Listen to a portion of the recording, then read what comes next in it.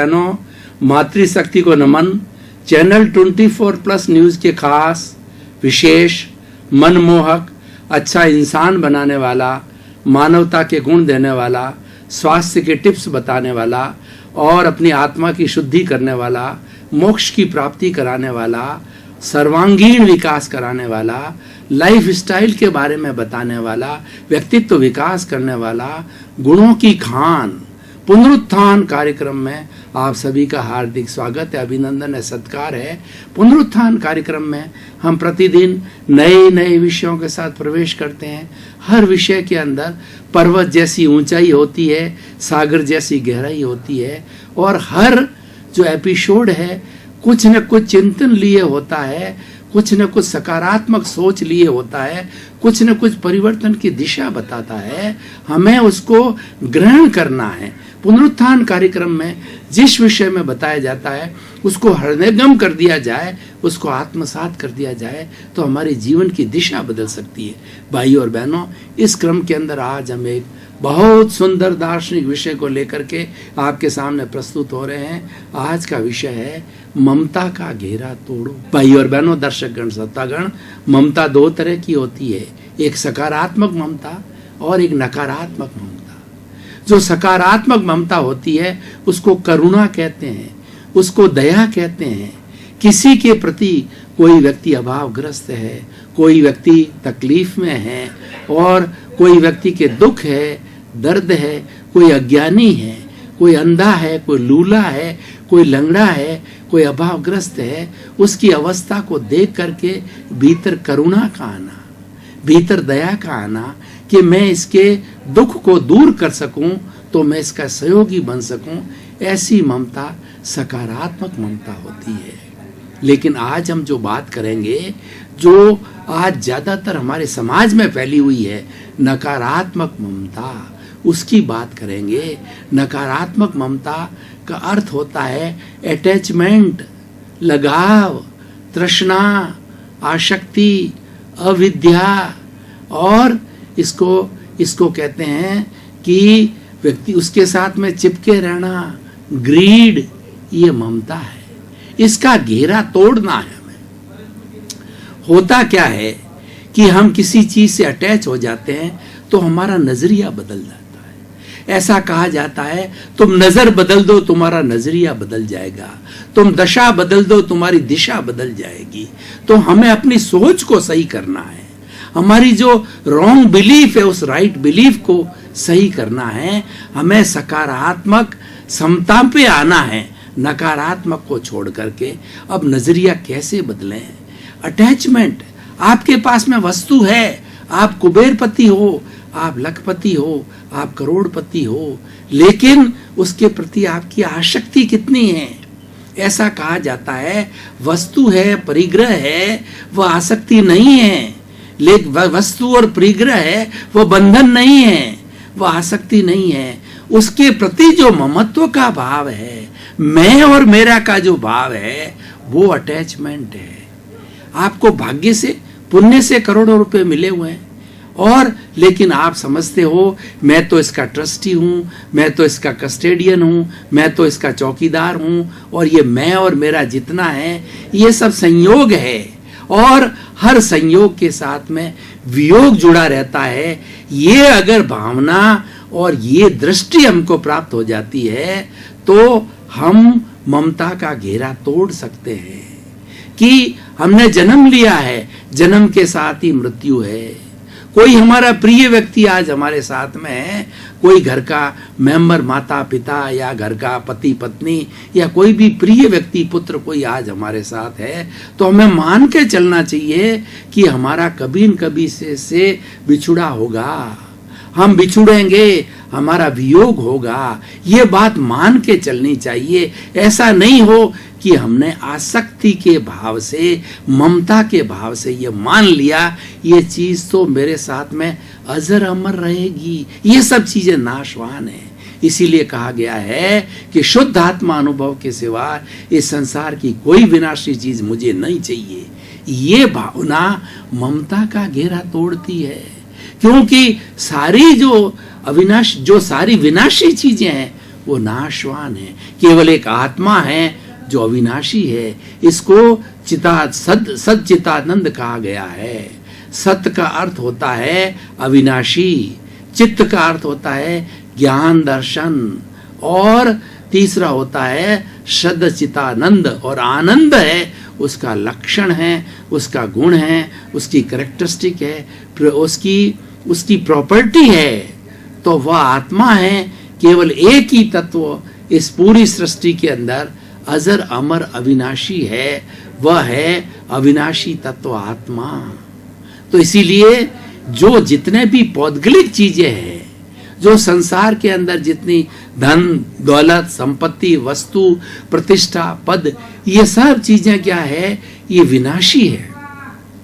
इसके प्रति अटैचमेंट नहीं होना चाहिए, और ये अटैचमेंट ही दुख का कारण है, ये अटैचमेंट ही कर्म बंधन का कारण है। अटैचमेंट होने से कर्ता भाव आता है, ये मैंने किया, ये मेरा बंगला, ये मेरा बेटा, ये मेरा पुत्र, और ये मेरी जमीन, ये मेरी जायदाद, ये मेरा मकान, ये मेरा बैंक बैलेंस, ये सब मैं और मेरा जो है, यही ममता है, यही अटैचमेंट है, और यही आसक्ति है, यही कर्म बंधन का कारण है।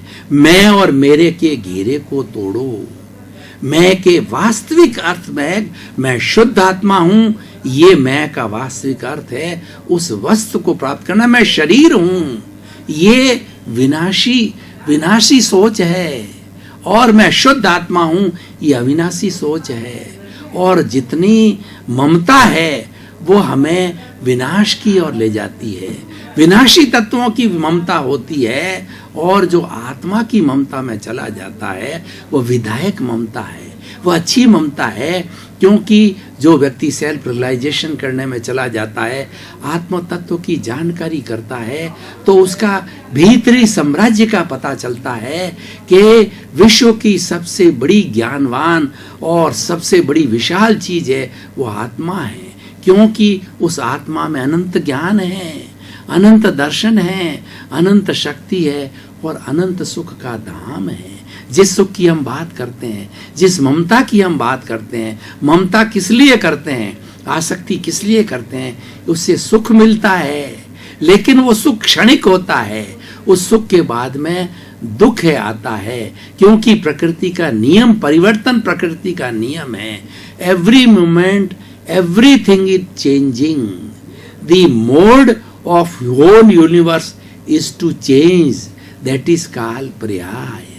पहले संयोग होता है, फिर वियोग होता है, ये मोड है, ये चेंजिंग मोड है, इसी का नाम संसार है। संसार के लिए कहा गया है, जो संचरण करता है वो संसार है, जो चलता रहता है, जो बदलता रहता है वो संसार है। आज कहीं पर जो है बड़ी अटालिका है, कल वहां पर टूट करके समुद्र हो जाता है, वहां नदियां हो जाती है। इसीलिए प्रकृति चेंज होती रहती है। मनुष्य भी आते हैं, चले जाते हैं। हमारे कितने भी बाप दादा थे वो चले गए, महापुरुष हुए वो चले गए, और फिर नई पीढ़ी आती है और वो भी जाती है। इस तरीके से इस 84 लाख जीव योनि के चक्कर के अंदर हर व्यक्ति जो है वह अपना एक फिक्स रोल लेकर के आता है, और फिक्स समय के लिए आता है, जिसको आयुष्य कर्म बोलते हैं। 70 साल 80 साल 50 साल 30 साल जितना उसको आयुष्य को जीना होता है,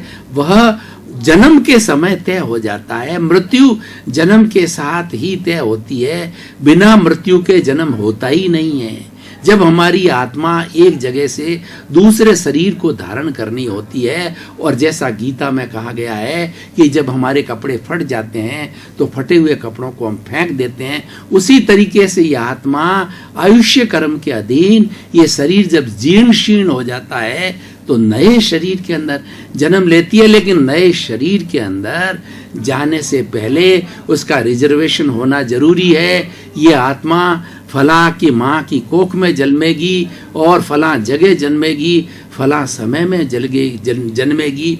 वो एक क्षण भी आगे पीछे नहीं होता है, उसका रिजर्वेशन होता है पहले। तो भाई और बहनों, दर्शकगण, श्रोतागण, ये सृष्टि में हमें घुमाने वाला कौन सा तत्व है? वो घुमाने वाला तत्व है ममता। हमारा अटैचमेंट रहता है धन के प्रति, दौलत के प्रति, बंगले के प्रति, सुख सुविधा के प्रति, बच्चों के प्रति, पत्नी के प्रति, और ये ममता भाव कर्म बंधन का कारण बनता है। और ममता भाव हमारे में कर्ता भाव पैदा करता है। लेकिन सृष्टि की वास्तविकता क्या है कि जगत नियंता व्यवस्थित शक्ति है, इस संसार को चलाने वाले संजोग है, वो संजोग मिलकर के चलाते हैं और उसमें से मात्र हम तो एक निमित्त हैं। व्यक्ति निमित्त मान के चलता है, उसके कर्मों का बंधन नहीं होता है, और कर्ता भाव रखता है, वो कर्म का बंधन होता है। और कर्ता भाव कब आता है? जब ममता होती है, जब अटैचमेंट होता है, जब अविद्या होती है, जब अज्ञान होता है। भेद विज्ञान, आत्मा और शरीर को अलग मानना, इस भेद विज्ञान को मानने वाला व्यक्ति ममता से दूर होता है। ममता का घेरा वो तोड़ देता है। वो जानता है कि ये शरीर है वो विनाशी है, और इसके भीतर जो बोलता है, जो सब काम करवाता है, जिसकी साक्षी है, वो अविनाशी तत्व है। और उस अविनाशी तत्व का चिंतन करना का अर्थ हो जाता है कि ममत्व के घेरे को तोड़ना। तो भाई और बहनों, दर्शकगण, श्रोतागण, संक्षेप में मैं कहना चाहूंगा, मैं और मेरा के घेरे को तोड़िए। आप मैं और मेरा बोलना बंद कर दीजिए। ज्यादा से ज्यादा आप लौकिक जगत में रहते हैं, व्यवहार जगत में रहते हैं, तो हम और हमारा बोलिए। ये लौकिक जगत है, ये व्यवहार जगत है। हमारे बच्चे, हमारा घर, हमारा पद, हमारी दुकान, हमारी प्रतिष्ठा, हमारी इज्जत, और सब कुछ हमारा हमारा हमारा बोलते जाइए। आप जो है अपने मुंह से मैं और मेरा शब्द जो है आप बोलना बंद कर दीजिए। देखिए, धीरे धीरे आपके अंदर परिवर्तन आएगा। आपका ममता का घेरा संकुचित होते होते टूट जाएगा, और जो इस घेरे को तोड़ देता है वह व्यक्ति बंधन की श्रृंखला से मुक्त हो जाता है और सिद्ध बुद्ध और मुक्त हो जाता है। जितने व्यक्ति इस संसार में भ्रमण करते हैं वो सब ममता के घेरे में बंधे हुए हैं।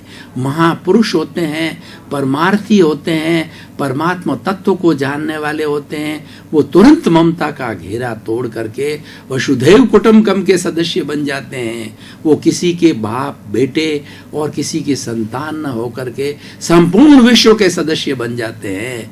और जब ये सोच आ जाती है तो हमारी ममता का घेरा टूट जाता है। भाई और बहनों, दर्शकगण, श्रोतागण, अब हम कुछ ऐसे लोगों के उदाहरण लेते हैं जिन्होंने कि ममता में रह करके भी उन्होंने ममता का घेरा तोड़ा है। मैं आपको एक उदाहरण देना चाहता हूं। विश्व की, जिसकी ऑटोबायोग्राफी को मैंने पढ़ा है, विश्व के सबसे बड़े रिचेस्ट पर्सन बिल गेट्स, उनको खुद को पता नहीं कि उनकी कितनी इनकम है, उनकी कितनी संपत्ति है, लेकिन उनकी सोच जो है कितनी अनाशक्ति की सोच है।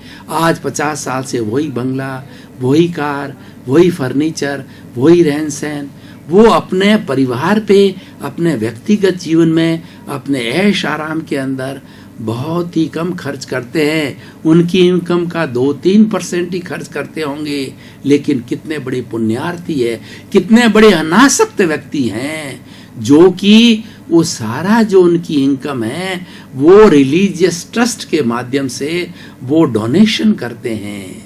वो शिक्षा, चिकित्सा, अभावग्रस्त लोगों के जो विकास के लिए लूले, लंगड़े, अपाहिज, विधवा, अनाथ, मूक, बधिर और रैन बसेरा वाले और जो लोग दुख के अंदर है, उनके दुख को, उनके अभाव को दूर करने में लगे रहते हैं। ये अनाशक्ति है। पैसा आपके पास है, लेकिन पैसे के प्रति आसक्ति का होना पाप है। पैसे के प्रति आसक्ति का होना जो है वो ममत्व है, वो ममता है, और उसके प्रति आसक्ति का न रहना वो अनाशक्ति है। अनाशक्ति कब आती है? जब आप अपनी धन संपत्ति, जिसके पास में, आपके पास में जितने भी पौद्गलिक चीजें हैं, उन सब का अपने आप को ट्रस्टी समझो, उनका अपने आप को चौकीदार समझो, अपने आप को कस्टेडियन समझो कि मैं शरीर का कस्टेडियन हूँ, मालिक नहीं समझना, क्योंकि ये तो जाने वाला है।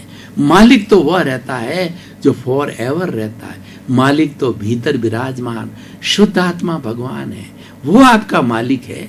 उसकी साक्षी में रहिए। वो अजर है, वो अमर है, वो अविनाशी है, हमेशा रहेगा। सिद्ध बुद्ध मुक्त होगा तो भी आनंद में रहेगा, आपको आनंद में रखेगा। इसीलिए अविनाशी तत्वों के प्रति आसक्ति का होना ममत्व कहलाता है, ममता कहलाता है। और उसके प्रति अनासक्त भावना रखने वाला व्यक्ति वैरागी होता है, त्यागी होता है, साधु होता है, सन्यासी होता है, और वह मुक्त होता है, वो किसी बंधन में नहीं रहता। भाई और बहनों, विषय ऐसा है जिसमें घंटों घंटों चर्चा की जा सकती है, लेकिन हमारा पुनरुत्थान कार्यक्रम का समय फिक्स है, लिमिटेड समय है। उस समय के अंदर हम आज के विषय को तराजू पे तोलना चाहते हैं कि आज का विषय हमारे समाज के लिए कितना उपयोगी है, ये व्यक्ति को कितना फायदा देगा, समाज में कितना सुधार लाएगा, विश्व को कैसा बदलेगा, वो बातें हमें देखनी है। पुनरुत्थान कार्यक्रम का उद्देश्य है सुधरे व्यक्ति, समाज व्यक्ति से राष्ट्र स्वयं सुधरेगा। हमारा उद्देश्य है व्यक्ति को सुधारना। व्यक्ति हमारी यूनिट है, व्यक्ति हमारी इकाई है। अगर हमने एक व्यक्ति को भी सुधार दिया तो पुनरुत्थान कार्यक्रम चैनल 24 धन्य हो गया। वह एक व्यक्ति हजारों को सुधारेगा, वो हजारों लाखों को सुधारेंगे, और लाखों जो है करोड़ों को सुधारेंगे। और सारा समय ऐसा आएगा कि पूरा वसुधैव कुटुंबकम, ये पूरी सृष्टि 7 अरब की जनसंख्या में बहुत बड़ा चेंज आएगा, अनाशक्ति आएगी, ममत्व छूटेगा। आज जितना हमारे समाज के अंदर जितना ये विभेद चल रहा है, जितना अमीर गरीब की खाई चल रही है, जितना उत्पीड़न चल रहा है, जितना दावा न लगा हुआ है, चारों तरफ हिंसा हो रही है। माँ है वो अपने पुत्र को मार रही है, पुत्र पिता को मार रहा है, और पति ने पूरे परिवार को समाप्त कर दिया। और ऐसी ऐसी चीज़ें आ रही है, छोटी छोटी बहन बेटियों के साथ में रेप करते हैं, आतंकवाद की ओर जाते हैं, कई अपराध करते हैं, कई मिलावट करते हैं, और किसी न किसी एन प्रकारेण उसके पीछे ममत्व भाव है, उसके पीछे धन की आसक्ति है कि एन केन प्रकारेण मुझे धन कमाना है। क्योंकि कुछ तो हमारे समाज की गलती है कि समाज ने जो है वो धन को मापदंड मान लिया। मैं आपको बताना चाहता हूँ, आज से 30, 40, 50 साल पहले हम एक व्रत खींचें तो एक व्रत का एक सेंटर होता है, एक सेंटर से ही एक व्रत परिधि में खींचा जाता है। तो पहले व्रत के सेंटर में, सर्किल के सेंटर में मनुष्य रहा करता था। कौन सा मनुष्य? गुणवान, आदर्शवान, चरित्रवान, अच्छी बातों को जानने वाला, अच्छी सलाह देने वाला, अच्छी सोच रखने वाला, विधायक भाव वाला मनुष्य सेंटर में रहता था। मनुष्य की इज्जत होती थी, इंसान की इज्जत होती थी, वो सेकेंडरी था। दर्शकगण, श्रोतागण, भाई और बहनों, पुनरुत्थान कार्यक्रम को आप देखते रहिए। हमारी सलाह है पुनरुत्थान कार्यक्रम का हर एपिसोड, हर शब्द आपको कुछ न कुछ नई दिशा देगा, क्योंकि सारे विचार मौलिक है। सब विचार जो है एक तपे तपाए व्यक्ति, एक साधक व्यक्ति के हृदय से बोले गए हैं। जो स्वयं साधक होता है, जो स्वयं साधना करने वाला होता है और वो हृदय से बोलता है, उन शब्दों का असर होता है। तो पुनरुत्थान कार्यक्रम को आप देखेंगे, सुनेंगे तो निश्चित ही आपके अंदर एक बदलाव आएगा, और बदलाव लाना ही पुनरुत्थान कार्यक्रम का उद्देश्य है, विधायक भावों को प्रकट करना। इसी क्रम में पुनरुत्थान कार्यक्रम की तरफ से आपका जीवन आनंदमय हो, मंगलमय हो, सुखमय हो, और आप शतायु होकर के खूब समाज की सेवा करें, परोपकार करें। आपके प्रति मंगल भावना।